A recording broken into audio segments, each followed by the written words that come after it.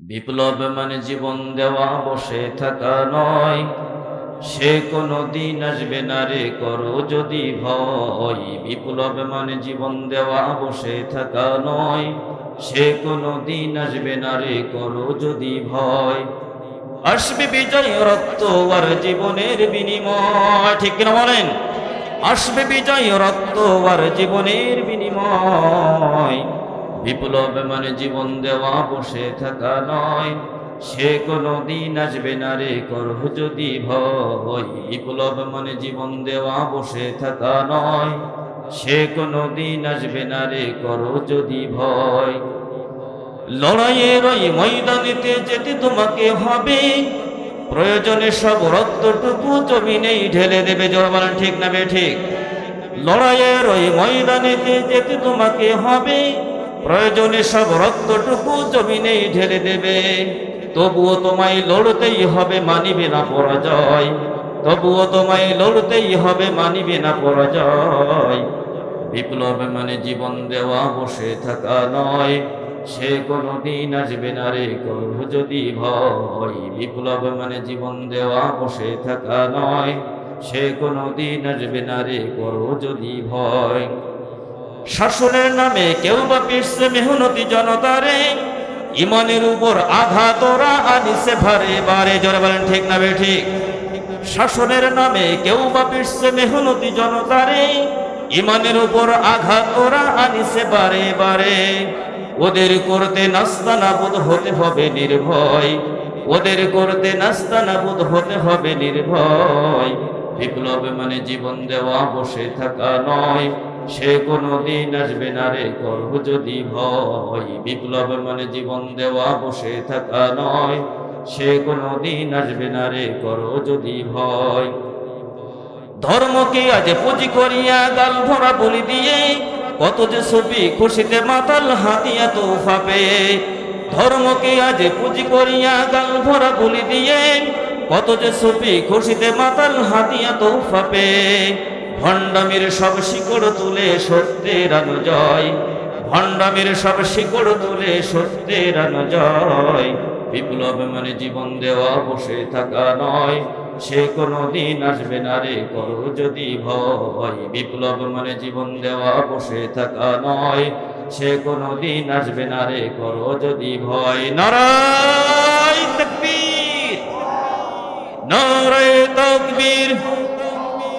কোরআন সুন্নাহর আলো, কোরআন আছে যেখানে, আলেম ওলামা যেখানে, জালেম আছে যেখানে। নারায়ে তাকবীর। আমরা সকলে কণ্ঠ ছেড়ে পড়ছি আলহামদুলিল্লাহ। বাংলাদেশের সর্বদক্ষিণ পশ্চিমাঞ্চলের জেলা সাতক্ষীরা জেলার অন্তর্গত পাটকেলঘাটা থানা পাটকেলঘাটা তো এটা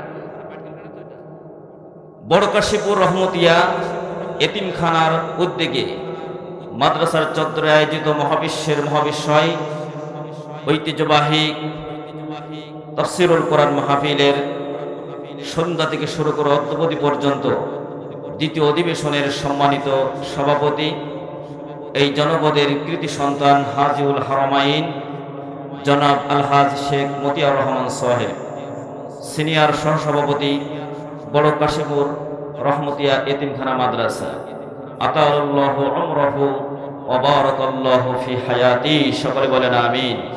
সভাপতি মহোদয় কি আসছেন? জি আলহামদুলিল্লাহ। মুরব্বী মানুষ, খানায় কাবার গিলাফ ধরে এসেছেন। আল্লাহ পাক সম্মানিত আজকের মাহফিলের সভাপতির জীবনের যদি সকল গুনাহ মাফ করে দেন, তাহলে আমাদের কোনো আপত্তি আছে নাকি? আল্লাহ পাক উনাকে সহ আমাদের সকলকে মাফ করে দেন। সকলে বলেন আমিন।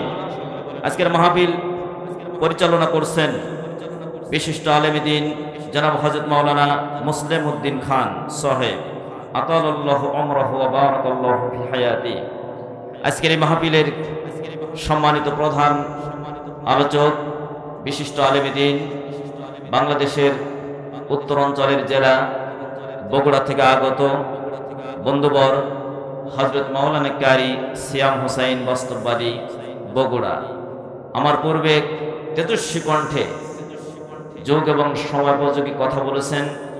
আপনাদের এই জনপদের কৃতি সন্তান, যার আহ্বানে আপনারা তাকে দায়িত্ব দিয়েছেন, তার আহ্বানে আমরা কেউ যশোর থেকে, কেউ বগুড়া থেকে আজকে মুসাফির হিসেবে আপনাদের কাছে এসেছি, কোরআনের খাদেম হিসেবে।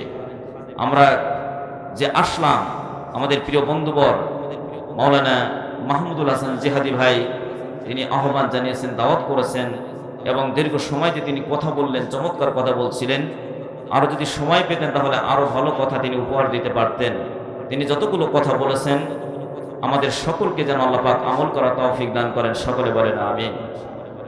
মঞ্চে উপস্থিত যুগের সর্বশ্রেষ্ঠ সম্পদ হযরত উলামা ইকরামগণ, আমার অত্র প্রতিষ্ঠানের সুযোগ্য শিক্ষক মণ্ডলী, আমার সামনে ধুলির আসনে বসা প্রাণপ্রিয় তাওহীদ জনতা, সমবয়সী যুবক ভাইয়েরা, স্নেহের সোনামণিরা, পর্দার অন্তরালে সম্মানিতা মা এবং বোনেরা, প্রাণপ্রিয় সাতক্ষীরাবাসী, আপনারা সবাই কেমন আছেন? আমরা সবাই কেমন আছি? 5ই আগস্টের আগে আপনারা কেমন ছিলেন আর বর্তমানে আমরা কেমন আছি? অধ্যকর আয়োজনের জন্য কোনো তেল খড়ি পোড়ানো লেগেছে কি? কর্তৃপক্ষ যারা সারা বাংলাদেশ ব্যাপী আমরা কথা বলি, যে স্বস্তির সাথে আজ আলেম ওলামা কথা বলছেন, আল্লাহর কথার ব্যাপারে কোনো বাধা থাকতে পারে না। আল্লাহ পাক যেহেতু আদেশ করেছেন যে আমার কথাগুলোকে জানিয়ে দিতে হবে, আমার বড়ত্ব, আমার সার্বভৌমত্ব, আমার আধিপত্য আমার জামিনে এটা প্রচার করে দিতে হবে। এক্ষেত্রে যারা বাধা প্রদান করবে, বিগত সময়ে আবু জেহেল, আবুল হাব, উতবা, শাইবা, মুগীরার গোষ্ঠীরা যা করেছিল, তাদের সেই পদঙ্ক অনুসরণ করে একইভাবে যারা আল্লাহর কোরআনের সাথে দৃষ্টতা করবে, আল্লাহর কোরআনের মাহফিলে বাধা প্রদান করবে, আল্লাহর কোরআনের কর্মীদেরকে ধরে ধরে যারা জেলে পড়বে, আলেম ওলামাদেরকে জেলে পড়ে মামুর বাড়িতে রূপান্তরিত করবে, কোরআনের সাথে দৃষ্টতা করবে, আল্লাহর কোরআন যাতে এই জামিনে প্রতিষ্ঠিত হতে না পারে। যারা কোরআনের সাথে এই দুশ্মনী করেছে, আল্লাহর সাথে দুশ্মনী করেছে, আল্লাহর দ্বীনের সাথে দুশ্মনী করেছে, রাসূলের সাথে দুশ্মনী করেছে, আল্লাহ রাব্বুল আলামিন ছাড় দেন কিন্তু ছেড়ে দেন না। সময়ের ব্যবধানে এই দৃষ্টতাপূর্ণ আচরণ করার জন্য আল্লাহ রাব্বুল আলামিন এই জমিনটাকে তাদের জন্য নিষিদ্ধ করে দিয়েছেন। আল্লাহ ঠিক না বেঠে? কাজেই যদি কেউ সামনে এই আসনে আসীন হতে চায়, তবে বিগত স্বৈরাচার, পতিত স্বৈরাচার থেকে শিক্ষা গ্রহণ করে তাদেরকে সামনে ক্ষমতার মসনদে আসীন হতে হবে। জোরে বলেন ঠিক না বেঠিক? অন্যথায় তাদের কপালে, তাদের ভাগ্যে যা জুটেছে, লক্ষণ সেন সে পালিয়েছিল এখন থেকে আপনার 850 বছর পূর্বে, কিন্তু এমন নির্লজ্জভাবে, এমন খারাপভাবে এই পরিণতি নিয়ে পালাতে হয়েছে, এইরকম ঘটনা পৃথিবীর ইতিহাসে খুবই বিরল। এই জন্য আজকে যা কিছু হয়েছে সবটা হয়েছে ব্যক্তি আল্লামা দেলোয়ার হোসেন সাইদি কিংবা যারা আলেম ওলামা, ইসলামী ব্যক্তিত্ব, আল্লাহর কোরআনের কর্মী, তাদের সাথে ধৃষ্টতা করার জন্য করা হয়নি। মূলত তাদের শত্রুত দুশ্মনী ছিল আল্লাহর কোরআনের সাথে। চিল্লা বলেন ঠিক না বেঠিক? রাম গীতা ধরলে ওদের হয় না কোনো ক্ষতি, জিহাদি বই বলে ধরতো কোরআন থাকতো যদি। চিল্লাগণ ঠিক না বেঠিক? রাম গীতা ধরলে ওদের হয় না কোনো ক্ষতি, জিহাদি বই বলে ধরতো কোরআন থাকতো যদি। যাত্রাপালা করলে ওদের হয় না অপমান, শুধু বাংলাদেশে চলতো না রে তাফসীরুল কোরআন। হিন্দু না মুসলমান নাকি উভচরী শয়তান, ওরা হিন্দু না মুসলমান নাকি উভচরী শয়তান। চিল্লাগণ ঠিক না বেঠিক? আসলে নামধারী মুসলমান ছিল তারা, ইসলামের সাথে দুশ্মনী করেছিল যারা, আল্লাহর কোরআনের সাথে দুশ্মনী করেছিল যারা। আপনি এই কোরআনের কর্মী যখন হয়ে গিয়েছেন, তখন আপনার সাথে শত্রুতা শুরু হয়েছে। যখন আপনি কোরআনের কর্মী ছিলেন না, আল্লাহ দ্বীনের কর্মী ছিলেন না, তখন আপনাদের সাথে দুশ্মনীটা সেই রকম হয়নি। আপনি ছিলেন সমাজের সবচেয়ে ভালো মানুষ, সবচেয়ে ভদ্র মানুষ, সবচেয়ে সত্য মানুষ। যখনই আল্লাহর কোরআন অনুযায়ী, রাসূলের সুন্নাহ অনুযায়ী জীবন পরিচালনা করার জন্য সিদ্ধান্ত গ্রহণ করলেন, তখন ওরা আপনাদের সাথে এমন ভাবে শত্রুতা করলো যেমন ভাবে শত্রুতা করেছিল ফেরাউন, মূসা আলাইহিস সালাম এবং তার সাথীদের সাথে। নমরুদ দুশমনী করেছিল ইব্রাহিম আলাইহিস সালাম এবং তার সাথীদের সাথে, এবং আবু জেহেল, আবু লাহাব, উতবা, শাইবা, মুগিরার গোষ্ঠীরা আল্লাহ রাসূল এবং সাহাবা আজমাইনদের সাথে দুশমনী করেছিল।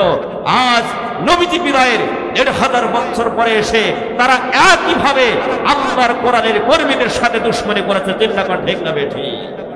এই জন্য আল্লাহ রাব্বুল আলামিন তওবার দরজা এখনো বন্ধ করে দেন নাই, উন্মুক্ত করে রেখে দিয়েছেন। বিগত সময়ে যে ভুল আপনারা করেছেন, সেই ভুলের জন্য আল্লাহর কাছে ক্ষমা প্রার্থনা করেন, আল্লাহর কাছে ক্ষমা প্রার্থনা করেন। অনেক সময় তারা বলে যে আসলে আমরা কি করেছি, আমাদেরকে নামতে হবে কেন? বলে কি বলে না? বলেন তো কথা। কিন্তু আসলে আমাদের জিজ্ঞাসা, পাল্টা জিজ্ঞাসা হচ্ছে আপনার করেন নাই কি? কোনটা করেন নাই? মানবতা ধ্বংস করার জন্য যা করার তার চেয়ে বেশি আপনারা করেছেন। কাজেই আপনাদের যে করুণ পরিণতি হয়েছে এর জন্য সবটুকু দায়ী আপনারা নিজেই। এই জন্য ক্ষমতার মসনদে মানুষের ইচ্ছার বিরুদ্ধে চেপে থাকা যায়, মানুষকে অত্যাচার নির্যাতন করে যখন দেয়ালে পিঠ থেকে যায়, এক সময় ওই মানুষটা বাঁচার জন্য কিন্তু বাস্ট হয়ে যায়। তখন ওই বাস্ট হওয়ার সাথে সাথে সামনে যারা থাকে, যারা অত্যাচার করে, যারা চেপে ধরে, টুটি টিপে ধরে, এক সময় তারাও কিন্তু একেবারে ভস্ম হয়ে যায়, তারাও কিন্তু জ্বলে পড়ে সরকার হয়ে যায়। ঠিক কিনা বলে? আল্লাহ পাক বিগত সময়ে 15 বছর তার বেশি সময় আজ আমাদের উপরে যে জুলুম করা হয়েছিল, আমাদের চেষ্টা, আমাদের প্রচেষ্টা যখন শেষ হয়ে গেছে, সেখান থেকে আল্লাহ রাব্বুল আলামিনের মদদ শুরু হয়ে গিয়েছিল। জোরে বলেন সুবহানাল্লাহ। সম্মানিত হাজরিন, অনেকে মনে করতে পারেন যে হুজুর কোরআনের মাহফিল এগুলো দরকার কেন? আসলে আপনারা করলে সমস্যা নেই, আমরা যদি একটু বলি তাহলে বড় সমস্যা হয়ে যায়। তবে বলার আরো কারণ আছে। এই সাতক্ষীরার এই জমিনটাকে আপনারা রক্তের জমিন হিসেবে আপনারা এখানে মানে ধ্বংসস্তূপে পরিণত করেছিলেন। এই জমিনের মানুষগুলোকে এমন কোনো অত্যাচার নির্যাতন নাই যে আপনারা করেন নাই। এই জন্য আমি ব্যক্তি ইমরান হোসেন সাহেবী, আমার নিজের জন্মভূমি যশোর জেলা নিজের জন্মভূমি হিসাবে, নিজের জেলা হিসেবে ভালোবাসাটাই স্বাভাবিক।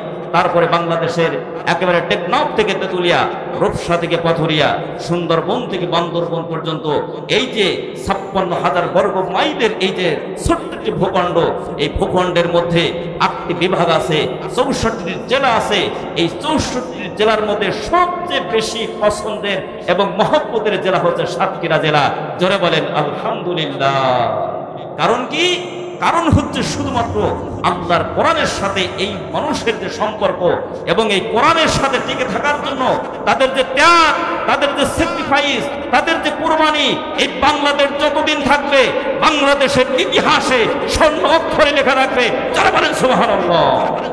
সম্মানিত ভাইরা, এই জন্য সকলের প্রতি উদাত্ত আহ্বান জানাবো, যদি সম্মান এবং ইজ্জত নিয়ে দুনিয়া এবং আখিরাতে বাঁচতে চান, সফলতার মালা গলায় পরে আল্লাহর জান্নাতে চলে যেতে চান, তাহলে কোরআনের সাথে দুশমনি করা যাবে কি?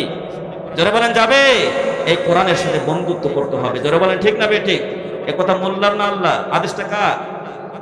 আল্লাহ রাব্বুল আলামিন সূরাতুল ফুরকানের 30 নম্বর আয়াতে রাব্বুল আলামিন বলেন, ওয়া ক্বালার রাসূলু ইয়া রাব্বি ইন্না কওমি ইত্তাখাযু হাযাল কুরআনা মাহজুরা। জোরে জোরে বলেন আল্লাহু আকবার।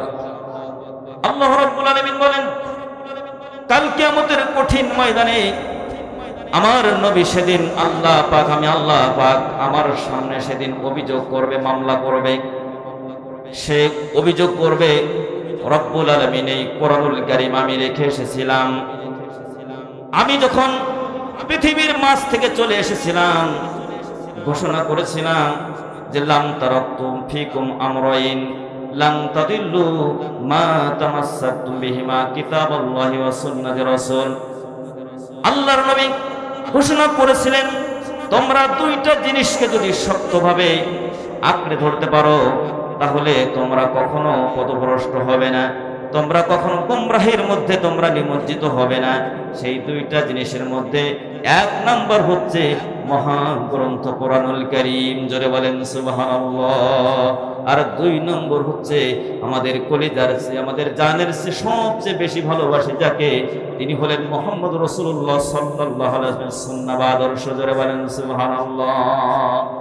কিন্তু সেটা আমরা না করে আল্লাহর কিতাব কোরআনুল কারীমকে আমরা মাতার মাহজুর কিতাবে পরিণত করেছিল। পরিত্যক্ত কিতাবে পরিণত করেছিল। যেই বস্তু ব্যবহার আপনি করতে না করতে ফেলে রেখার কারণে ব্যবহারের অনুপযুক্ত হয়ে যায়, ব্যবহারের যোগ্যতা হারিয়ে ফেলে, সেটা আপনার নিত্য প্রয়োজনীয় কোনো আপনার আগ্নেয়াস্ত্র হতে পারে। মনে করেন আপনি একটা দা অথবা একটা বটি, একটা কোঠার শাবল, এগুলো যদি আপনি এক সপ্তাহ ব্যবহার না করে যদি কোথাও রেখে দেন, এক সপ্তাহ পরে যখন আপনি ব্যবহার করবেন দেখবেন যে মরিচা পড়ে ওটা জং লেগে অনেকটা ক্ষতিগ্রস্ত হয়ে গেছে, ব্যবহারের অনুপযুক্ত হয়ে গেছে। জোরে বলেন ঠিক না ঠিক? কিন্তু এক সপ্তাহ একটা বস্তুকে যদি আপনি কাজে না লাগানোর কারণে যদি ওটা ক্ষতিগ্রস্ত হয়ে যায়, ওটা যদি ব্যবহারের যোগ্যতা যদি হারিয়ে ফেলে, তাহলে আমাদের ঘরের তাকে, মসজিদের তাকে, আপনার মাদ্রাসার তাকে শত শত কোরআনুল কারীম রয়েছে। মাঝে মধ্যে হাফেজে কোরআন যারা কারো বাড়িতে যদি কোরআনুল কারীম তেলাওয়াতের জন্য যায়, সাথে কোরআন না নিয়ে গেলে যখন কোরআন চাই তখন কোরআন যদি এনে দেয়, ওই কোরআনটা খোলার পরে দেখা যায় এই কোরআনুল কারীমকে মনে হয় সপ্তাহ নয়, মাস নয়, বছর নয়, যুগ ধরে এরকম ভাবে পরিত্যক্ত ভাবে পড়ে আছে। ওই কোরআনুল কারীম তাকের উপরে ছিল ঠিকই, নিজের দখলে ছিল না, কোরআনুল কারীম মাকড়সার দখলে চলে গিয়েছিল। চিল্লা এখন ঠিক না ঠিক? তাহলে এটা পরিত্যক্ত কিতাবে পরিণত করা হলো। যদি আপনি এই কোরআনুল কারীমকে আপনি তেলাওয়াত না করেন, শিক্ষা গ্রহণ না করেন, এটাকে যদি আপনি ইস্তেহাদ না করেন, গবেষণা না করেন, তাহলে এই কোরআনুল কারীম কাল কিয়ামতের কঠিন ময়দানে আপনার জন্য বিপদের কারণ হয়ে যাবে। জোরে বলেন নাউযুবিল্লাহ। এখন কোরআনুল কারীম আমাদের বিপক্ষে অবস্থান গ্রহণ করুক না কোরআনুল কারীম আমাদের পক্ষে অবস্থান গ্রহণ করুক? এখন যদি আপনাদেরকে জিজ্ঞাসা করি, আপনারা সবাই বলবেন কোরআন কারীম যদি সেদিন আমার বিপক্ষে অবস্থান গ্রহণ করে, আল্লাহর নবী যদি আমার বিপক্ষে অবস্থান গ্রহণ করে, তাহলে সেদিন আমার পক্ষে ডিফেন্স দেওয়ার মতো কোনো আইনজীবী খুঁজে পাওয়া যাবে না। ঠিক কিনা বলেন? আরো জোরে বলেন ঠিক না ঠিক? এই জন্য কোরআনের পক্ষে থাকতে হবে না কোরআনের বিপক্ষে থাকবেন? জোরে বলেন কিসের পক্ষে? সবাই কথা বলেন, কিসের পক্ষে থাকবেন? একটু জিকির করেন লা ইলাহা। যারা পড়ছেন না, আপনাদের কণ্ঠে সমস্যা হয়েছে, আপনারা কথা বলছেন না কেন? আল্লাহর দেওয়া কণ্ঠ দিয়ে আপনি আল্লাহর কথা বলবেন, আল্লাহর দেওয়া জবান দিয়ে আপনি আল্লাহর বরত্ব প্রকাশ করবেন। কিন্তু শুধু 2-5 জন শুধু বললে হবে না, সকলে একটু কণ্ঠ ছেড়ে বলেন লা ইলাহা। পথ ধরলে না পাই তোমায়, যে পথ ধরলে না পাই তোমায়, সে পথে গামী করুণা।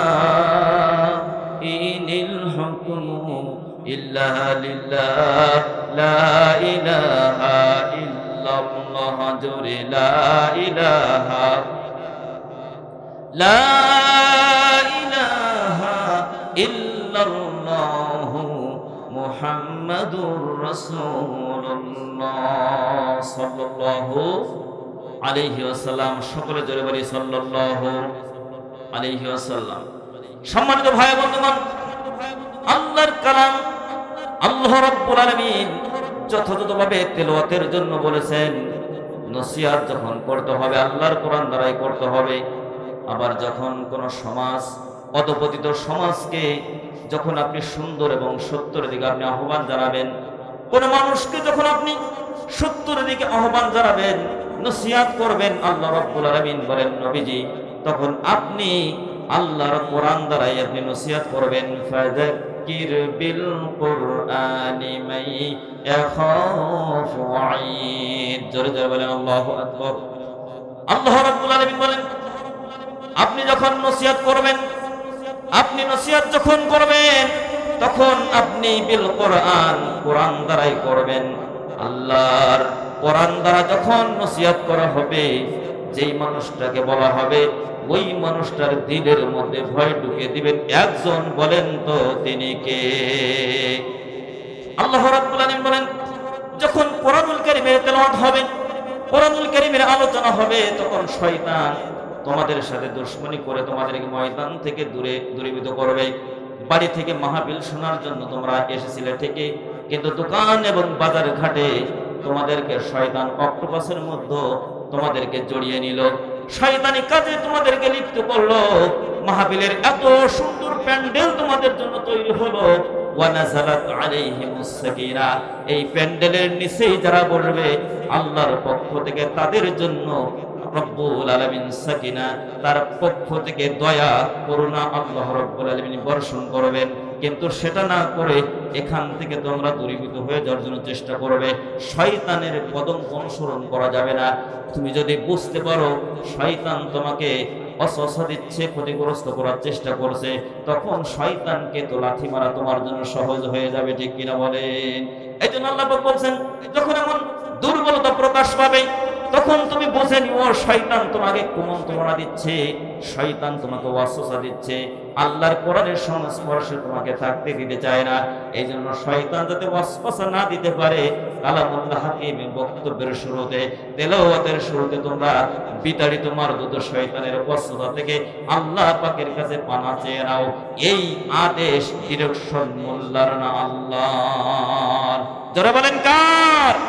আল্লাহ রাব্বুল আলামিন সূরা নাহলের মধ্যে বললেন, ফাইদা ক্বরাতাল কুরআনা ফাসতাইন বিল্লাহি মিনাশ শাইতানির রাজিম। সকলে পড়ি, আউযু বিল্লাহি মিনাশ শাইতানির রাজিম, বিসমিল্লাহির রহমানির রহিম।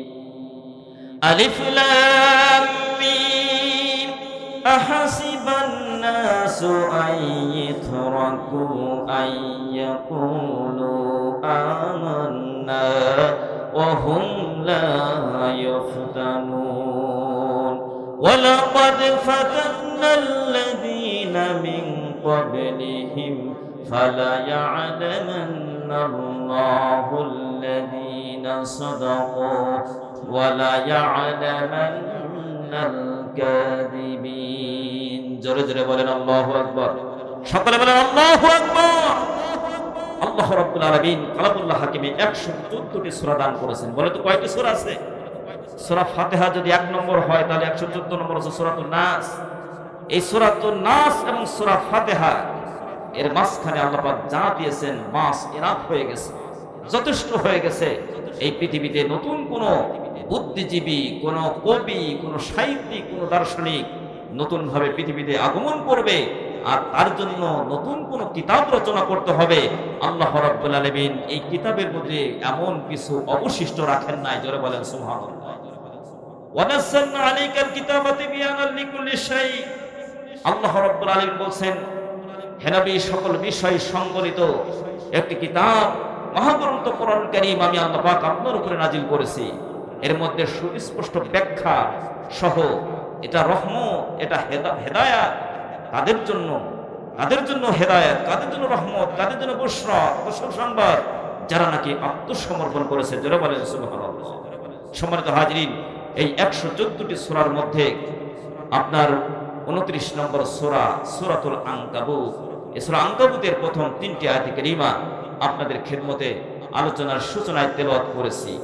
আর নবী করিম সাল্লাল্লাহু আলাইহি ওয়াসাল্লামের অসংখ্য অগণিত মুখ নিঃসৃত সুন্নতে নববী, হাদিসে নববী থেকে এক টুকরা হাদিসে নবী পাঠ করেছি। আল্লাহ রাব্বুল আলামিন সর্বপরিসরে যদি তৌফিক দান করেন, তেলাওয়াতকৃত আয়াত কারীমা এবং হাদিসে নববীর উপরে কিছু কথা আমরা বলার চেষ্টা করব। ওমা তৌফিকি ইল্লা বিল্লাহ আলাইহি তাওয়াক্কালতু ওয়া ইলাইহি উনীব। আমি আমার সবটুকু দুর্বলতা, আমার অসহায়ত্ব, আমার অক্ষমতা সব আমি আমার আল্লাহর কাছে আমি নিবেদিত করে দিচ্ছি। আমার রব, তুমি যদি আমাকে কথা বলার তৌফিক দান না করো, তুমি যদি আমার ইলমের খাজানা থেকে আমাকে যদি কিছু বলার তৌফিক দান না করো, তাহলে আমি কিছুই বলতে পারবো না। ক্বালু সুবহানাকা লা ইলমা লানা ইল্লা মা আল্লামতানা ইন্নাকা আনতাল আলিমুল হাকীম। সকলে বলেন আমিন। আর যারা বলেন আমিন। একটা পরিবেশ তৈরি হয়েছে, ঠিক কিনা বলেন? এই জন্য আমরা এরপরে আমরা কিছু কথা আলোচনা করতে পারবো। সম্মানিত হাজিরিন, এই 114টি সূরার মধ্যে আপনার 29 নম্বর সূরা সূরাতুল আনকাবুত। এই সূরা আনকাবুতের মধ্যে আল্লাহ রাব্বুল আলামিন চমৎকার ভাবে রাসূল আকরাম সাল্লাল্লাহু আলাইহি ওয়াসাল্লাম যখন নবদীক্ষিত সাবাজ মাইন্ডদেরকে তিনি দ্বীনের দিকে আনার জন্য তিনি যে মিশন নিয়ে এসেছিলেন, সকল মানুষের সাথে সৃষ্টিকর্তা রবের সাথে যে একটা সংযোগ স্থাপন করে দেওয়া যায়, তার জন্য নবী করিম সাল্লাল্লাহু আলাইহি ওয়াসাল্লাম যে কাজ শুরু করে দিলেন, আল্লাহ পাক যখন তাকে আদেশ করলেন, Allah has directly sent message to him, Allah রাব্বুল আলামিন সরাসরি তার কাছে বার্তা প্রেরণ করেছেন, মেসেজ প্রেরণ করেছেন, রিসালাত প্রেরণ করেছেন এবং নবীজিকে বলেছেন, ও নবী ইয়া আইয়ুহার রাসূল বাল্লিগ মা উনজিলা ইলাইকা মির রাব্বিক ওয়া ইল্লাম তাফআল ফামা বাল্লাগতা রিসালাতাহু। কোরআনুল কারীমের সরাসরি আলোচনা, এটা আপনাদের শুনতে ভালো লাগে না রহিম রুব্বানের কাহিনী শুনতে ভালো লাগে? কোনটা? সকলে বলেন কোনটা? এখন কোরআনের সরাসরি আলোচনা বাদ দিয়ে কি রহিম রুব্বানের কাহিনী শুরু করব? আপনাদের খারাপ লাগতেছে? তাহলে আপনারা যদি সহযোগিতা না করেন তাহলে কথা কিন্তু সামনে আগানো যাবে না। এই জন্য সহযোগিতা করা দরকার আছে না নাই? আল্লাহ রাব্বুল আলামিন সকলকে তৌফিক দান করেন, সকলে বলেন আমিন। সম্মানিত হাজিরিন, আল্লাহ রাব্বুল আলামিন এই সূরা নাজিল করলেন এমন একটি মুহূর্তে যখন নবীজির উপরে অমানসিক অমানবিক নির্যাতন শুরু হয়েছে, শুধুমাত্র ইসলামের জন্য, শুধুমাত্র দ্বীনের জন্য। এই নবুয়ত পাওয়ার আগ মুহূর্ত পর্যন্ত আল্লাহর নবী ছিলেন তদানীন্তন মানুষের কাছে তিনি ছিলেন আস-সাদিক, তিনি ছিলেন আল আমিন, তিনি মানুষের কাছে ছিলেন সত্যবাদী, তিনি ছিলেন শরীফ মানুষ, তিনি ভদ্র মানুষ। ওই সমাজে তার মতো এত ভদ্র, এত শরীফ, এমন আমানতদার, এমন সত্যবাদী আর কেউ ছিল না। কিন্তু যখন আল্লাহ পাক বলেন, হে আমার রাসূল, আপনি প্রচার করুন তাই যা আল্লাহর পক্ষ থেকে আপনি আদিষ্ট হয়েছেন, আল্লাহ পাক যা আপনার উপর অবতীর্ণ করেছেন, আপনি সেই কিতাব থেকে আপনি প্রচার করুন, মানুষকে জানান, সত্য এবং সুন্দরের দিকে আহ্বান জানান। আর যদি আপনি সেই কিতাব থেকে কথা না বলে যদি ব্যক্তিগত কোনো গল্প কাহিনী বানিয়ে বানিয়ে রচনা করে আপনি মানুষের সামনে আপনি প্রমাণ করার চেষ্টা করেন, তাদেরকে আহ্বান জানান, তাহলে ওয়া ইল্লাম তাফআল ফামা বাল্লাগতা রিসালাতাহু, আল্লাহ পাক অসংখ্য অগণিত মানুষের মধ্য থেকে রিসালাতের জন্য একজন মানুষকে আল্লাহ পাক বাছাই করেছেন, বিশ্বব্যাপী বহুমাত্রিক জগতের জন্য রহমত স্বরূপ যাকে তিনি প্রেরণ করেছেন, সেই মানুষটাকে তিনি রিসালাতের জন্য বাছাই করেছেন। আপনি যদি সেই কিতাব থেকে যদি আপনি মানুষকে না বোঝান, নসিহত না করেন, তাহলে আপনি রিসালাতের দায়িত্ব পালন করলেন না বলে বিবেচিত হবেন। এখন কোরআনুল কারীমের সাথে যখন আপনার সংযোগ তৈরি হয়ে যাবে, কোরআনের প্রচার যখন আপনি শুরু করে দিবেন, তখন আপনার অত্যাচার নির্যাতনের অভাব হবে না, মানুষ আপনার সাথে বন্ধুত্ব করবে না, আপনাকে শুধু ছেঁচানি দিবে, আপনাকে শুধু মাইর দেবে, আপনাকে কেউ আপেল দেবে না। জোরে জোরে বলেন ঠিক না ঠিক? আল্লাহ রাব্বুল আলামিন তার নবীকে বললেন, ও আমার নবী, যখন আপনার উপরে নির্যাতন অত্যাচার চলে আসবে তখন আপনি কি করবেন? আপনি মানুষের কি শরণাপন্ন হবেন, ধর্ণা দিবেন কোন পরাশক্তির কাছে নাকি আল্লাহর কাছে ধর্ণা দিবেন? সকল রকম অনিষ্ট থেকে আল্লাহ রাব্বুল আলামিন আপনাকে হেফাজত করবেন। ওয়াল্লাহু ইয়াসিমুকা মিনান নাস, মানুষের সকল অনিষ্ট থেকে আপনাকে আল্লাহ রাব্বুল আলামিন হেফাজত করবেন। ওয়াল্লাহু লা ইয়াহদিল কওমাল কাফিরিন। জোরে জোরে বলেন আল্লাহু আকবার। সূরা মায়েদা আয়াত নম্বর 67। আল্লাহ রাব্বুল আলামিন বলছেন, যারা অবাধ্য জাতি, যারা কোরআনুল কারীমের এই পথকে যারা আলিঙ্গন না করে, অনুসরণ না করে, যারা এটার সাথে পৃষ্ঠদেশ পোষণ করবে, আল্লাহ রাব্বুল আলামিন এমন অবাধ্য ব্যক্তি, অবাধ্য জাতি, অবাধ্য গোষ্ঠীকে আল্লাহ রাব্বুল আলামিন হেদায়েত দান করবেন না। বলেন তো হেদায়েতের মালিক কে? আল্লাহ রাব্বুল আলামিন হেদায়েতের মালিক। এ কথা মোল্লার না আল্লাহ। আল্লাহ রাব্বুল আলামিন সূরা কাসারের মধ্যে বললেন, ইন্নাকা লা তাহদি মান আহাবাবতা ইলাইকা ওয়ালাকিন্নাল্লাহা ইয়াহদি মান ইয়াশা ওয়া হুয়া আ'লামু বিল মুহতাদিন। জোরে জোরে বলেন আল্লাহু আকবার। আল্লাহ পাক বলেন, নবীজি, আপনি যাকে ইচ্ছা তাকে আপনি হেদায়েত দিতে পারবেন না, গোমরাহির পথ থেকে আপনি আল্লাহর দিকে আপনি আনতে পারবেন না।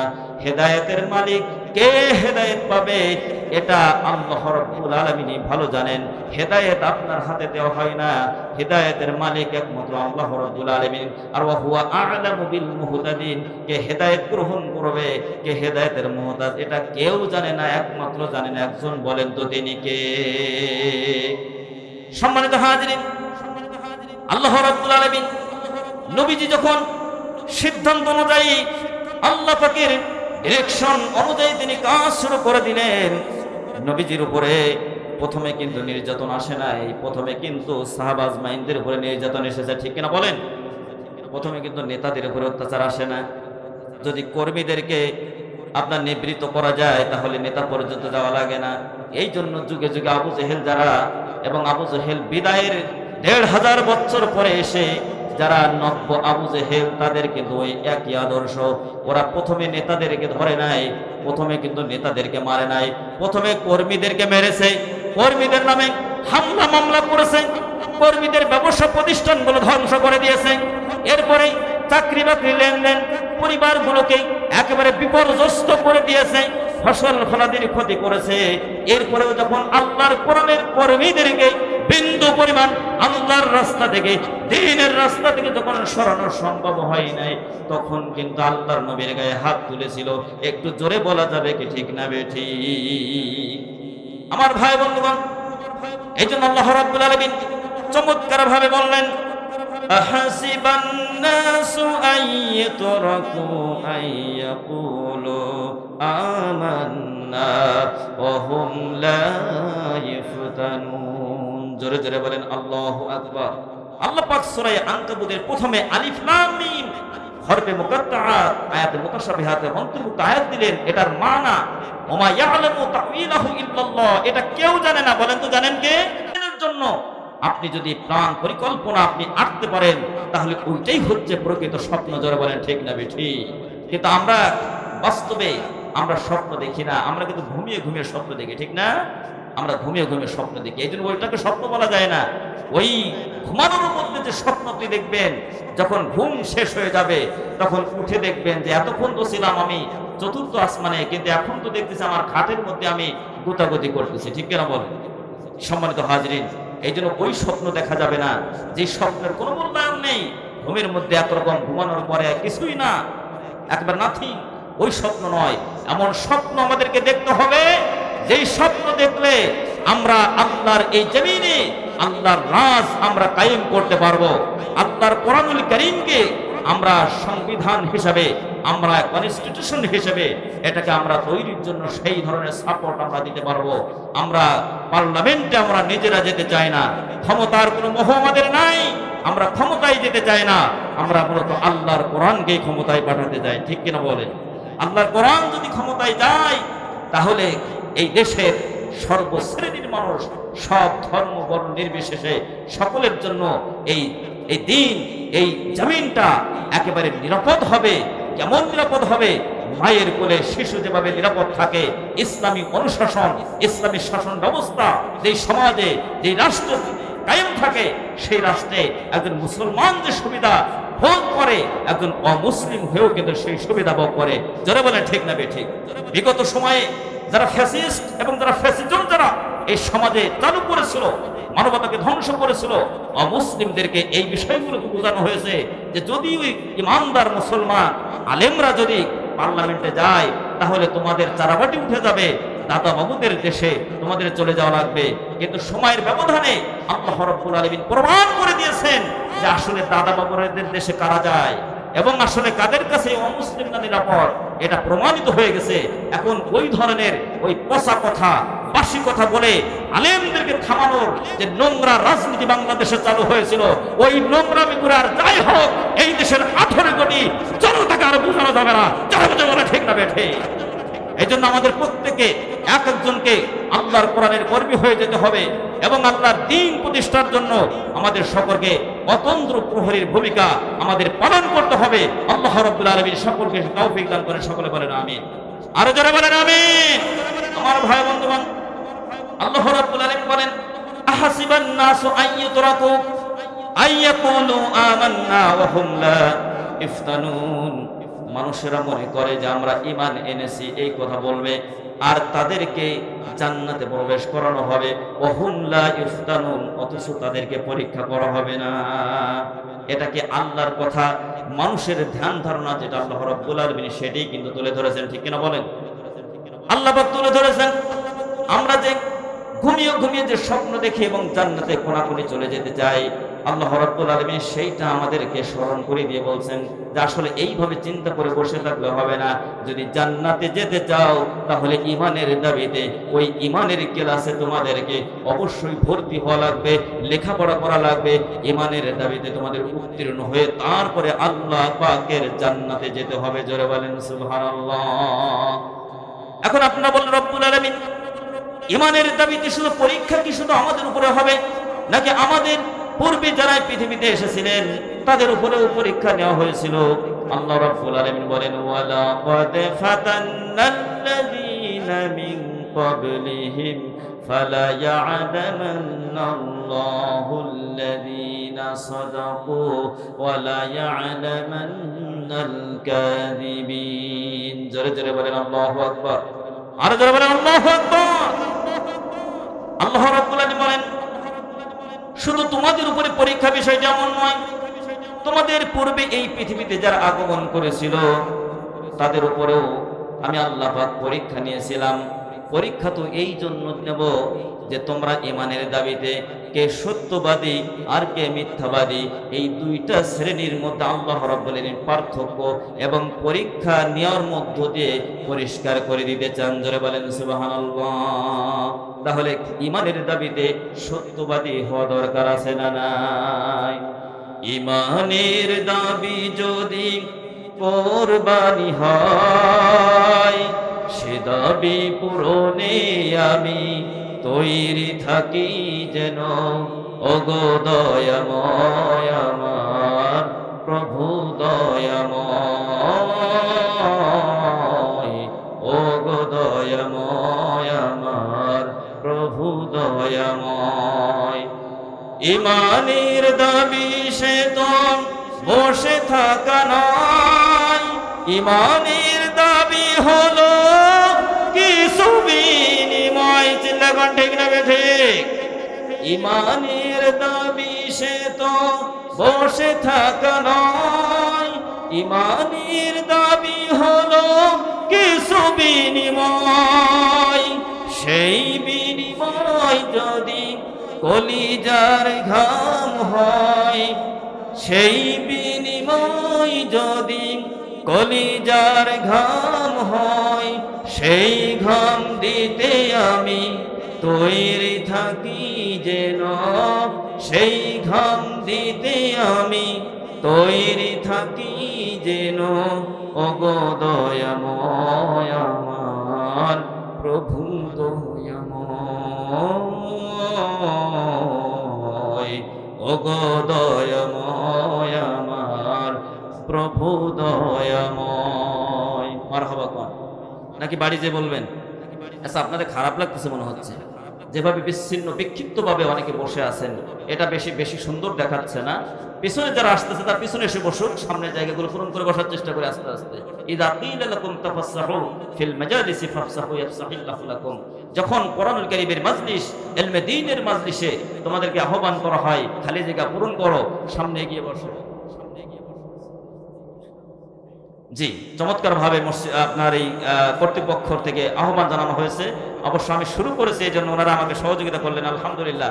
প্রিয় ভাইয়েরা, আপনারা এখন অনেকে আছেন দাঁড়িয়ে থেকে, আপনারা এটা শোনার কোনো বিষয় নয়। আল্লাহর কোরআনের মাজলিসে আল্লাহর নবী কথা বলতেন এবং সাহাবা আজমাইনগণ তারা চেপে চেপে কাছে কাছে বসতেন। আর আমরা তো দূরে দূরে বসলে মনে করি যে আমরা বিরাট কিছু। আর যারা কোনায় কানায় চিপায় চাপায়, কপত কপতি, তরুণ তরুণী, শয়তানি বজ্জাতি, আবার অনেকে মনে করে আমাদের বিরুদ্ধে কোনো কথা যায় কিনা। সময় আসুক, উকিত মারার জন্য আমরা রেডি আছি। আমরাও কিন্তু সময় পেলে ওই যা করেছি 15 বছর ধরে আবার তাই করার হুমকি দিচ্ছে। বলেন তো দিচ্ছে কি দিচ্ছে না? আসলে আমাদের বক্তব্য হচ্ছে স্পষ্ট, সাতক্ষীরাবাসী তারা যা করেছে বিগত সময়ে, ফ্যাসিজম চালু করে মানুষের সকল নাগরিক সুবিধাগুলোকে তারা ধ্বংস করেছে, রাষ্ট্রের সবকিছু তারা ধ্বংস করেছে। তারা যদি আবার সেই অত্যাচার নির্যাতন করার জন্য ক্ষমতার মসনদে আসীন হতে চায়, তারা যতই আসীন হতে যাক না কেন, এই জাতি কিন্তু দ্বিতীয়বার তাদেরকে গ্রহণ করবে না। যারা বলেন ঠিক না বে ঠিক? আরো যারা বলেন ঠিক না বে ঠিক? এই জন্য আপনারা যদি ঘুমিয়েই থাকেন, আপনারা যদি চেতনাহীন হয়ে থাকেন, সারাদিন চায়ের দোকানে বসে বসে আড্ডা দেবেন, 12টা পর্যন্ত চা খাবেন, আর বিড়ি খেতে খেতে মাজা কুজা করে ফেলে দিবেন, শয়তানি পদ্ধতি যা আছে সব করবেন, এইটা আছে, ক্যারাম বোর্ড আছে, লুডো আছে, তাস আছে, দাবা আছে, এসবগুলো কি ভালো কাজ না শয়তানের কাজ বলেন তো? আচ্ছা, বিড়ি সিগারেট তামাক জর্দা এগুলো নিয়ে যারা পড়ে থাকে, এগুলো তো খুব ভালো কাজ, সওয়াবের কাজ, ঠিক না? আল্লাহ রাব্বুল আলামিন এগুলোকে নিষেধ করেছেন। রাব্বুল আলামিন বলেন, ইয়া আইয়ুহাল্লাযীনা আমানু ইন্নামাল খামরু ওয়াল মাইসিরু ওয়াল আনসাবু ওয়াল আজলামু রিজসুম মিন আমালিশ শাইতান ফাজতানিবুহু লাআল্লাকুম তুফলিহুন। জোরে জোরে বলেন আল্লাহু আকবার। আল্লাহ পাক বলেন, বান্দারা তোমরা কি সফল হতে চাও না ক্ষতিগ্রস্ত হতে চাও? বলেন তোমরা কি হতে চান?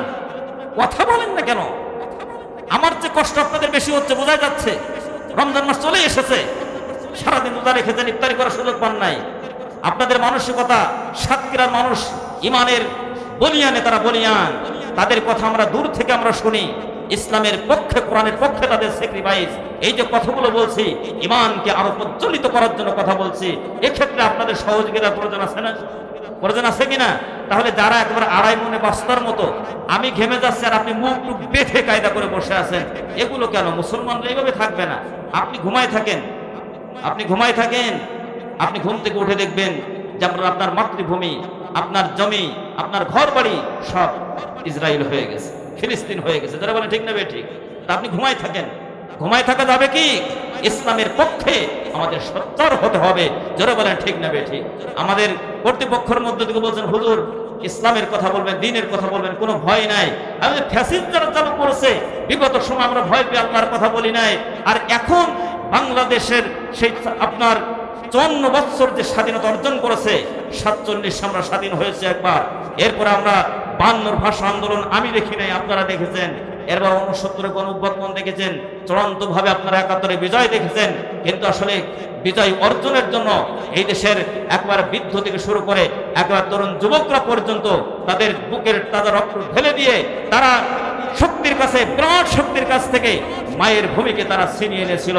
আবার ছিনিয়ে এনেছিল ঠিকই, 54 বছর হয়েছিল, কিন্তু স্বাধীনতার সেই সুফল কিন্তু এই দেশ এবং জাতি কিন্তু এখনো পর্যন্ত ঘরে তুলতে পারে না। যারা বলে ঠিক কিনা? যে বৈষম্যের বিরুদ্ধে সংগ্রাম ছিল, সেই বৈষম্য এখনো পর্যন্ত চলছে। আলেম ওলামার সাথে বৈষম্য চলছে, যারা ইমানদার তাদের সাথে বৈষম্য চলছে, মসজিদ মাদ্রাসার সাথে বৈষম্য চলছে, মাদ্রাসাগুলোর সাথে বৈষম্য চলছে। মসজিদের ইমাম সাহেবরা তার মানবতার জীবনযাপন করছেন। এই বৈষম্য, এটা কি সমাজের বৈষম্য নয়? যারা বলেন বৈষম্য কিনা? এই জন্য এই বৈষম্যের প্রাচীরকে একবার ধ্বংস করে দিয়ে এখানে সার্ব এবং আপনার একবার সমতা যাতে তৈরি হয়ে যায়, তার জন্য আমাদের সকলকে চেষ্টা করতে হবে। আল্লাহ পাক আমাদের সকলকে তৌফিক দান করেন। সকলে বলেন আমিন। সম্মানিত ভাই বন্ধুগণ, আল্লাহ পাক বলছেন যে অনেকে আছে যে শুধুমাত্র একটু নামাজ আদায় করে মনে করে যে আসলে আমি ইসলামের সব কাজ করে ফেলেছি, কোরআনের সব কাজ, আমি সব কথাগুলোকে আমি মেনে নিয়েছি, এরপরে আমি দুনিয়ার মাঝ থেকে যখন বিদায় নিয়ে চলে যাব, আমি স্বর্গে যাব, আমি নরকে যাব না, এই চিন্তা নিয়ে বসে আছি কিনা? জোরে বলেন আছে কিনা? কিন্তু আল্লাহ রাব্বুল আলামিন বলেন যে না, ইসলাম কমপ্লিট ফুড অফ লাইফ, ইন্নাদ দীনা ইনদাল্লাহিল ইসলাম ওয়া রাদিতু লাকুমুল ইসলাম দীনা। তোমরা শুধু বসে বসে তোমরা পান চিবাবে আর বিড়ি খাবে আর মনে করবে আল্লাহর জান্নাতে চলে যাবে। তোমরা যদি জান্নাতে যাও তাহলে জাহান্নামে যাবে কারা? ঠিক কিনা বলেন? এজন্য আল্লাহ পাক বলেন জান্নাতে যদি যেতে চাও, ওয়াহুম লা ইফতানুন, অবশ্যই তোমাদেরকে আমি আল্লাহ পাক পরীক্ষা করব। পরীক্ষায় অংশগ্রহণ করে তোমাদেরকে উত্তীর্ণ হয়ে তারপর আল্লাহর জান্নাতে যাওয়ার জন্য স্বপ্ন দেখতে হবে। পরীক্ষায় উত্তীর্ণ না হয়ে কোনো ছাত্র যদি মনে করে সারা বছর ক্লাস করেছি, পরীক্ষা দিলাম না, এরপরে হুজুর আমাকে উত্তীর্ণ করে দেন, আমার রোল নম্বরটা 1 থেকে 3 মধ্যে করে দিয়েন, তখন উস্তাদের কাছে যদি কোনো ছাত্র এই দাবি করে, ওই ছাত্রকে পাগল বলবে না মাথা গোল বলবে? জোরে বলেন তো কি বলবে?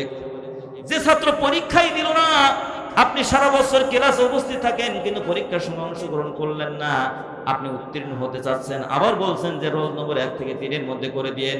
এইভাবে যদি কোনো ছাত্র এই চিন্তা করে উস্তাদের কাছে দাবি করে যদি সে পাগল হিসেবে বিবেচিত হতে পারে, যারা পরীক্ষার অংশগ্রহণ করবে না, দ্বীনের পথে চলার জন্য হামলা মামলা হুলিয়া নিয়ে ব্যবসা বাণিজ্য চাকরি চাকরি বাকরি সবকিছু ধ্বংস হবে না, আপনার অত্যাচার আসবে না, জুলুম আসবে না, আবার আপনি কোনাকুনি জান্নাতে চলে যেতে চান। আসলে এই ধরনের চিন্তা নিয়ে যারা বসে আছে এরা সুস্থ মস্তিষ্ক হতে পারে না, এগুলো হচ্ছে অসুস্থ মস্তিষ্ক। জোরে বলেন ঠিক না বেঠিক? আমার ভাই বন্ধুগণ, নবীজির যে কয়জন সাহাবী সবচেয়ে বেশি নির্যাতিত হয়েছেন তার মধ্যে হযরতে খাব্বাব রাদিয়াল্লাহু তাআলা আনহু ছিলেন অন্যতম। খাব্বাব রাদিয়াল্লাহু তাআলা আনহু, হযরতে ইয়াসির, হযরতে আম্মার, মহিলা সাহাবীদের মধ্যে হযরত সুমাইয়া রাদিয়াল্লাহু তাআলা আনহা, এইভাবে যারা বেশি বেশি নির্যাতিত হয়েছেন তাদের মধ্যে হযরতে খাব্বাব রাদিয়াল্লাহু তাআলা আনহু নবী করিম সাল্লাল্লাহু আলাইহি সাল্লামের কাছে এসে নবীজিকে বলছে, আলা তাস্তানসিরু লানা, আলা তাদউ লানা ইয়া রাসূলুল্লাহ সাল্লাল্লাহু আলাইহি ওয়াসাল্লাম। কথা কি শুনতেছেন? কথা আমার দিকে খেয়াল করেন, সবাই আমার দিকে খেয়াল করেন। হযরত খাব্বাব নবীজি কাবা শরীফের পাশে তিনি হেলান দিয়ে তিনি বিশ্রাম করছিলেন। আমি কয়েক মাস আগে আমি মক্কাতুল মুকাররমা এবং মাদিনাতুল মুনাওয়ারা থেকে আমি ঘুরে এসেছি, উমরা সফর সম্পন্ন করে আসলাম।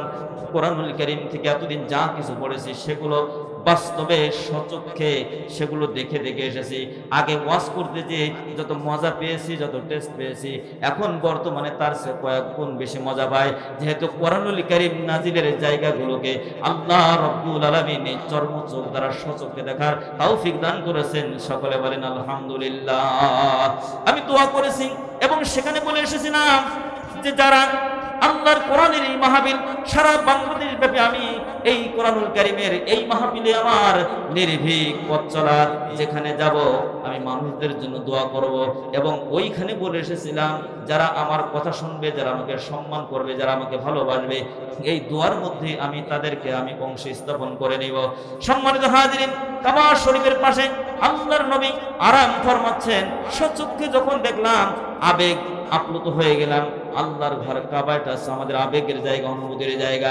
নবী করিম সাল্লাল্লাহু আলাইহি সাল্লাম আরাম ফরমাচ্ছেন, সাহাবাজ মাইনদের উপরে মোটামুটি নির্যাতন চলছে।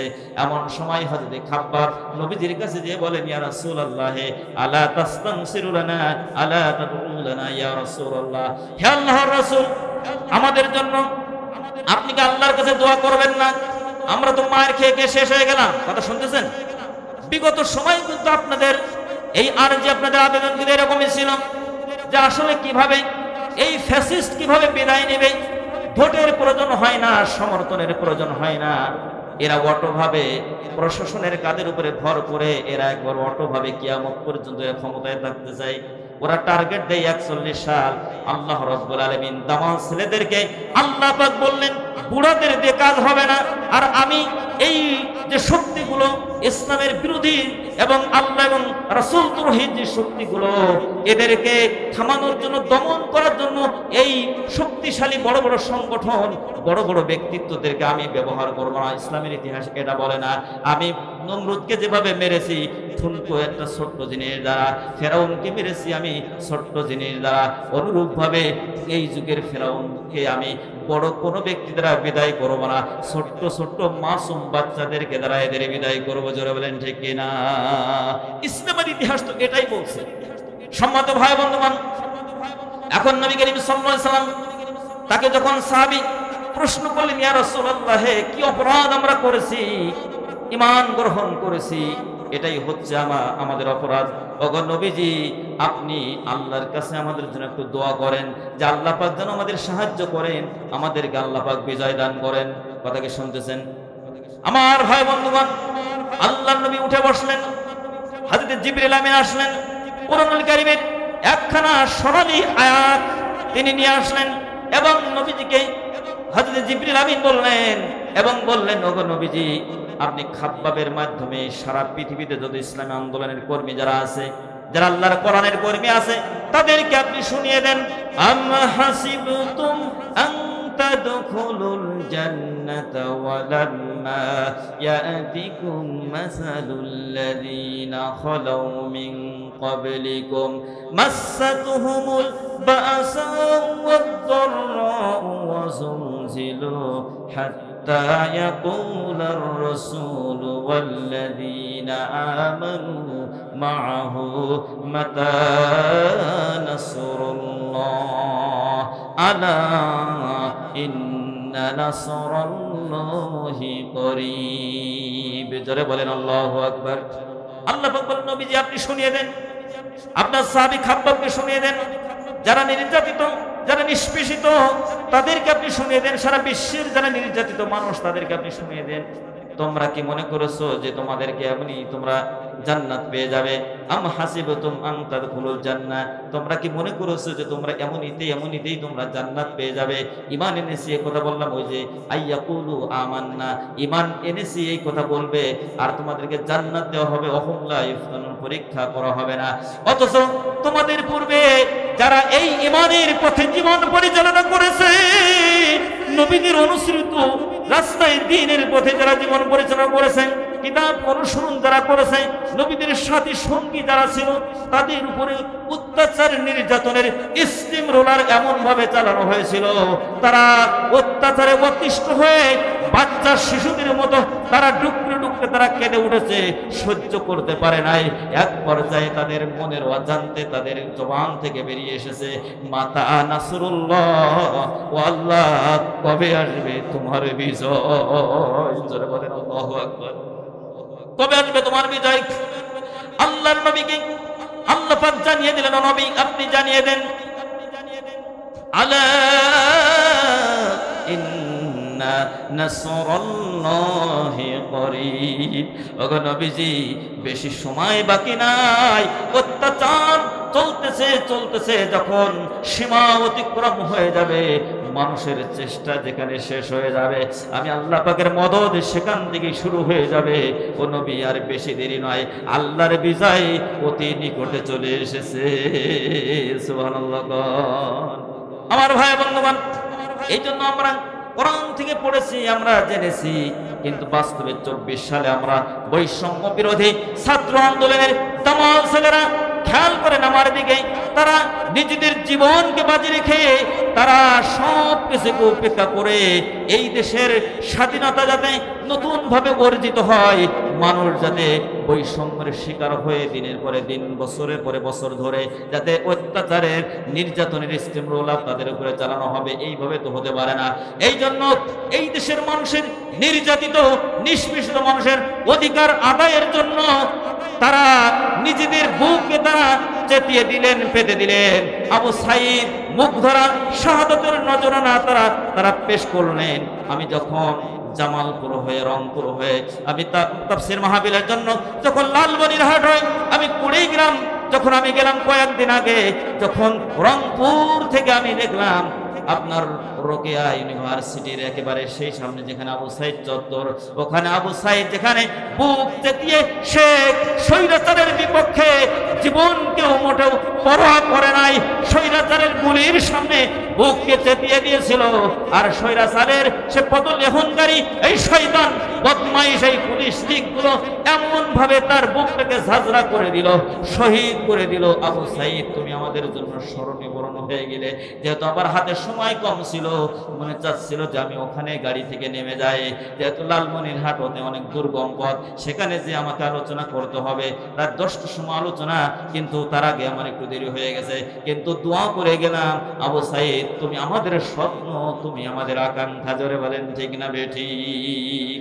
আমার ভাই বন্ধুগণ, আজকে এই শহীদদের স্বপ্নকে অনেক অস্বীকার করছে, ঠিক না বলেন? আজকে শহীদদের সেই যে রক্ত দেওয়া, শহীদ হওয়া এবং যে উদ্দেশ্য নিয়ে তারা ময়দানে ঝাঁপিয়ে পড়েছিল, আসলে তারা তো বৈষম্যর প্রাচীরকে ধ্বংস করে এখানে সত্য এবং সুন্দর যাতে কায়েম হয়ে যায় তার জন্য তাদের সংগ্রাম ছিল। কিন্তু অনেকে সেটা সহ্য করতে পারছে না, আসলে তাদের এই ত্যাগ স্যাক্রিফাইসকে অনেকে সহ্যই করতে পারেনি, ঠিক কিনা বলে? এই জন্য আমরা বলতে চাই যে বর্তমান যে কেয়ারটেকার যে সরকার এখন আমাদের শাসন ক্ষমতা আছে, তাদের কাছে আহ্বান জানাবো যে আশা নিয়ে তারা এই ময়দানে ঝাঁপিয়ে পড়েছিল অধিকার আদায়ের জন্য, বৈষম্যকে দূর করার জন্য, যতক্ষণ পর্যন্ত বৈষম্য দূর না হবে ততক্ষণ পর্যন্ত আমরা নতুন কোন স্বৈরাচারের আবির্ভাব ঘটুক এটা আমরা দেখতে চাই না। একটু জোরে বলা যাবে কি ঠিক না বেঠিক? আমার ভাই বন্ধুগণ, কথা আমি বেশি বলবো না। ভাইজান একটু আমাকে সহযোগিতা করেন, সময়টা আমি দেখতে পাচ্ছি না যে কত সময় হয়ে গেল। সম্মানিত হাজিরিন, আল্লাহ রাব্বুল আলামিন বলছেন, ইমানদার যদি হও তাহলে অবশ্যই ইমানের দাবিতে তোমাদের পরীক্ষা দেওয়া লাগবে। ওয়ালা নাবলুওয়ান্নাকুম বিশাইয়্যিন মিনাল খাউফি ওয়াল জু'i ওয়া নাকসিম মিনাল আমওয়ালি ওয়াল আনফুসি ওয়াস সামারাত ওয়া বাশশিরিস সাবিরিন। কে জিকরান লা ইলাহা, সবাই লা ইলাহা সুবহানাল্লাহ ওয়ালহামদুলিল্লাহ লা ইলাহা ইল্লাল্লাহু মুহাম্মাদুর রাসূলুল্লাহ। সকলে বলি সাল্লাল্লাহু। পিছনে যারা আছেন সকলে বলি সাল্লাল্লাহু। আচ্ছা, যারা কথা বলছেন না তাদের কি রাগ নাকি আমাদের উপরে? এত কষ্ট করে আপনাদের সামনে গলা ভাঙতেছি, আপনাদের কথা বলতেছি, আপনারা অনেকে আছেন এখনো বাদাম খাওয়াই ব্যস্ত আছেন। যদি বাদাম খান তা জিকির করা যাবে? আল্লাহু আকবার কিভাবে বলবেন আমার তো বুঝে আসে না। তা খাওয়া খেয়ে বাদ দিয়ে অল্প সময়ের জন্য আমরা কথা শুনবো, এত কিসের ক্ষুধা? ক্ষুধা নিবারণ করে আসতে হবে এখানে আসার আগে। রাগ করলেন ভাইয়েরা? এই জন্য আল্লাহর কোরআনের এখানে আমরা ছাত্র হিসেবে বসেছি। এখানে আসলে খাওয়া খাওয়ার জন্য তো বসি নাই। যদি আমরা খেয়াল করি আমাদের দৃষ্টিকে, আমাদের মন মানসিকতাকে আমাদের এই কথার দিকে যদি নিবদ্ধ করতে পারি, তাহলে এটা আমাদের জন্য দিন শেষে কল্যাণ বয়ে আনবে। জোরে বলেন ঠিক না বে ঠিক? এজন্য আপনি যদি অন্য কোনো মনুষ্য নিয়ে বসেন তাহলে তো আপনি খেয়াল করতে পারবেন না, বাড়ি পর্যন্ত নিতে পারবেন না, এখানেই তো এখানে খতম হয়ে যাবে। এজন্য আমরা খতম করতে চাই না, বাড়ি পর্যন্ত নিয়ে যেতে চাই। জোরে বলেন, বাড়ি পর্যন্ত আমরা নিয়ে যেতে চাই। সম্মানিত ভাই বন্ধুগণ, আল্লাহ রাব্বুল আলামিন বলেন, তোমরা ঈমানদার কি বেঈমান এটা তোমাদেরকে পরীক্ষা করা হবে। সূরা মুহাম্মাদের 9 নম্বর আয়াত আল্লাহ পাক বলেন, সূরা মুহাম্মাদের 31 নম্বর আয়াত আল্লাহ পাক বলেন, وَلَنَبْلُوَنَّكُمْ حَتَّى نَعْلَمَ الْمُجَاهِدِينَ مِنكُمْ وَالصَّابِرِينَ وَنَبْلُوَ أَخْبَارَكُمْ। জোরে বলেন আল্লাহু আকবার। আল্লাহ পাক বলেন,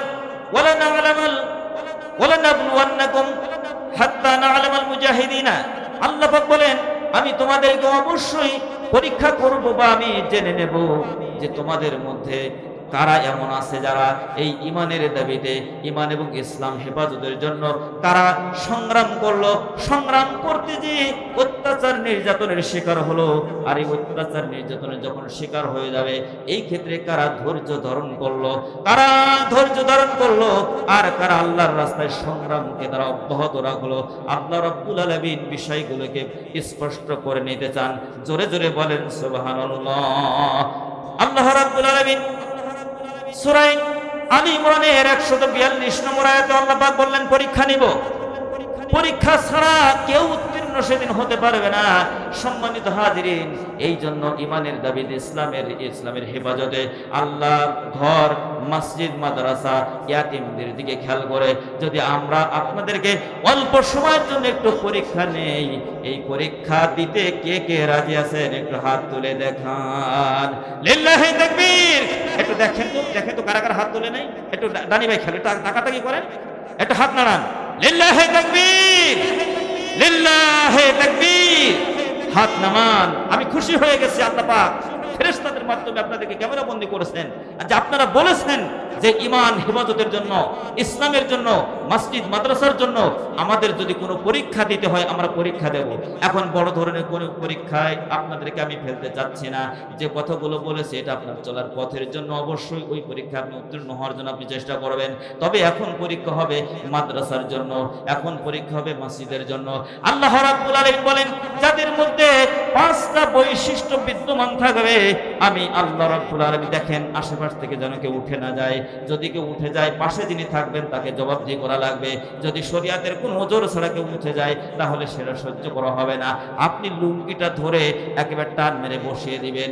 যদি সে খুব জোর খাটায়, কোনো কারণ না জানায়, লুঙ্গি প্রয়োজনে আপনার হাতেই থেকে যাক। সম্মানিত হাজিরিন, আপনারা বলেছেন, এই ভাই উঠতেছেন কেন? যুবকদেরকে আমাদের প্রয়োজন আছে। যুবক ভাইরা আপনারা সহযোগিতা করেন, আপনারা যারা আশেপাশে আছেন বসে যান। আমার ভাই বন্ধুগণ, আল্লাহ পাক বলেন 5টা বিষয় যদি তোমাদের মধ্যে তৈরি হয়ে যায়, যারা মুমিন তাদের মধ্যে এই বৈশিষ্ট্যগুলো বিদ্যমান হবে। যদি তোমাদের মধ্যে তৈরি হয়ে যায়, আমি আল্লাহ রাব্বুল আলামিন নগদ নগদ 3টি পুরস্কার আমি তোমাদের দান করব। এবং আল্লাহ পাকের পক্ষ থেকে ঘোষণা হবে ওই 5টি বিষয় যাদের মধ্যে বিদ্যমান থাকবে, উলাইকা হুমুল মুমিনুনা হাক্কান। সূরা আনফালের 4 নম্বর আয়াতে বলছেন তারাই প্রকৃত মুমিন, তারাই প্রকৃত মুমিন। এখন আপনি বললেন আল্লাহ কারা প্রকৃত মুমিন? আল্লাহ রাব্বুল আলামিন বলেন ইন্নামাল মুমিনুনাল্লাযীনা ইযা যুকিরাল্লাহু ওয়াজিলাত কুলুবুহুম। আল্লাহু আকবার বলেন। যারা মুমিন তাদের বৈশিষ্ট্য হবে আল্লাহর কথা যখন তাদের সামনে বলা হবে তাদের হৃদয়টা আল্লাহর ভয়ে ভীত সন্ত্রস্ত হয়ে যাবে, প্রকম্পিত হয়ে যাবে, দিল কলিজার মধ্যে একটা ঝাঁকুনি দিবে। মুফাসসিরিন বলেছেন বাম স্তনের 3 ইঞ্চি নিচে যদি আপনি হাত দেন, যদি দেখেন যে আল্লাহর কথা শোনার পরে, আল্লাহ রাসূলের কথা শোনার পরে, জান্নাতের প্রশান্তির কথা শোনার পরে, জাহান্নামের তীব্র শাস্তির কথা শোনার পরে যখন আপনার এই দিল কলিজা যখন আপনার প্রকম্পিত হবে, কাঁপাকাঁপি করবে, তখন বুঝতে হবে না আসলে আপনি ঈমানের প্রকৃত স্বাদ পেয়েছেন। একটু জোরে বলা যাবে কি সুবহানাল্লাহ? এটা মাঝে মাঝে আপনাদেরকে আমি আহ্বান জানাবো, একটু হাত দিয়ে দেখবেন, ডান হাত থেকে দিবেন বাম স্তনের 3 ইঞ্চি নিচে, হাত দিয়ে দেখবেন আল্লাহর কথা যখন শুনছেন তখন প্রমাণ হয়ে যাবে, সাজো সাজো প্রমাণ। আল্লাহ বলছেন মুমিনদের 1 নম্বর বৈশিষ্ট্য এটা। 2 নম্বর বৈশিষ্ট্য হচ্ছে ওয়াইদা তুলিয়াত আলাইহিম আয়াতুহু যাদাতুহুম ঈমানা ওয়া আলা রাব্বিহিম ইয়াতাওয়াক্কালুন। আল্লাহ বলেন 2 নম্বর বৈশিষ্ট্য হচ্ছে মুমিনদের সামনে যখন আল্লাহর কালাম তেলাওয়াত করা হয়, আল্লাহর কথা বলা হয়, তখন তাদের ঈমানের পরিধি, ঈমানের অবস্থা আগে যেমন ছিল তার থেকে আরো বেশি ঈমানের পরিধি শক্ত হয়ে যায়, মজবুত হয়ে যায়। সালাহ, তারা নামাজ কায়েম করবে, আল্লাহ পাকের যে আদেশ সেই আদেশ অনুযায়ী তারা সালাত কায়েম করবে। ইন্নাস সালাতা কানাত আলাল মুমিনিনা কিতাবাম মাওকুতা। প্রত্যেকটি মুমিন মুমিনা নরনারীদের জন্য সময় মতো ওয়াক্ত মতো নামাজকে ফরজ করা হয়েছে। এই নামাজ সময় মতো পড়া দরকার আছে না নাই? জোরে বলেন আছে না নাই?